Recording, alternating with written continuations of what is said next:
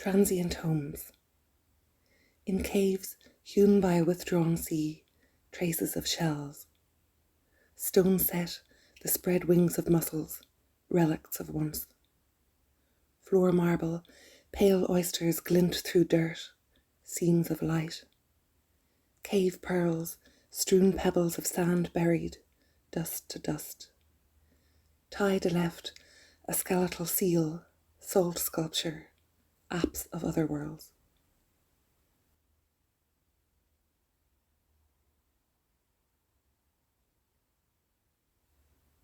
Weatherfront.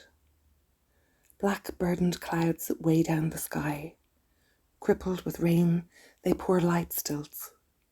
Incoming sea fret, a pall over fields. Salt-laden mist, wets grass, coats gorse. Estuary to cave, the land falls dark.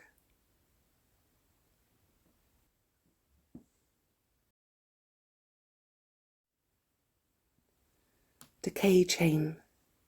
Weather works at the high place. Water and wind, ice and thaw, seasonal labourers. Tunnels collapse to talus, making way for sky, leaving behind cavities. Steepening the scarp, making way for hollows, void begets void.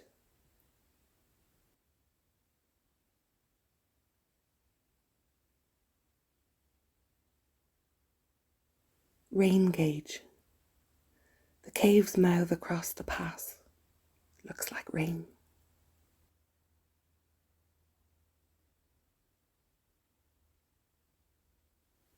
Things we leave behind.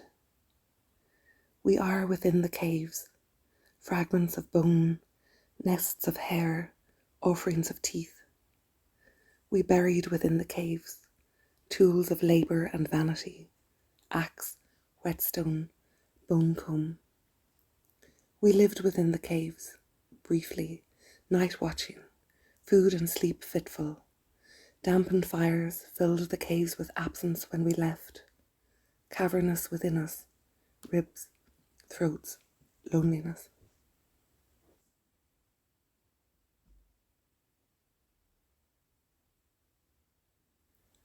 A burrowing. In the dearth light of a cave, a wolf leaves her clutch of whelps at sleep, pelt to pelt in a cleft of rock. On the track of prey she furthers downland, over riven ground to the moonshade of woods, sleeping place of deer.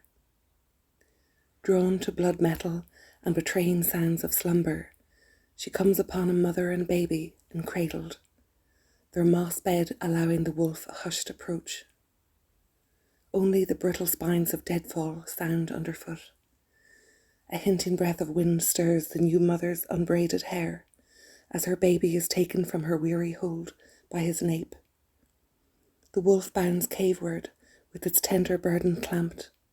Her dew claws smarting on nettles and milk thistle, she brings the baby up to her own to be raised in another darkness.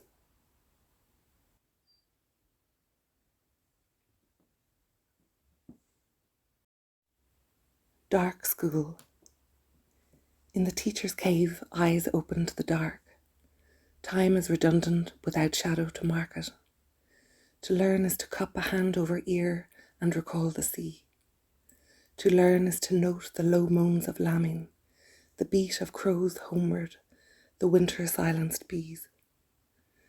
To learn is to cover nettle sting with dock, wound with cobweb.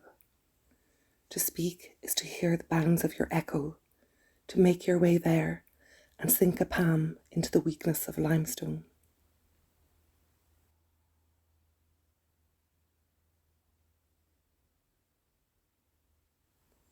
Menagerie. Encaged beneath the hollowed grottos, in strata of clay and wind-blown silt, a fractured skull.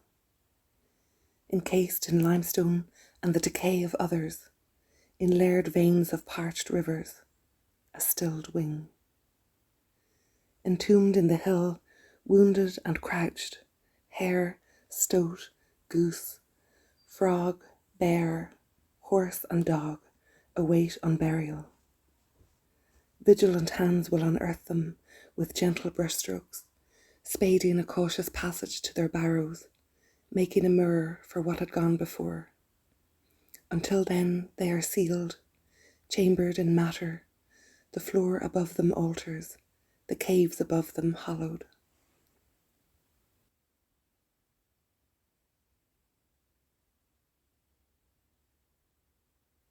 Night writing.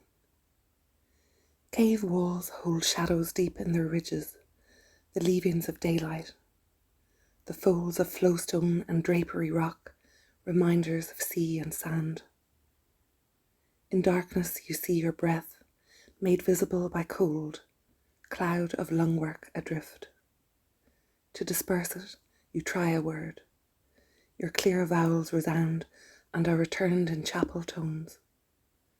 Unmoored by blackness, you reach for bearings, trail the contours of fern spines, the sog of moss clumps.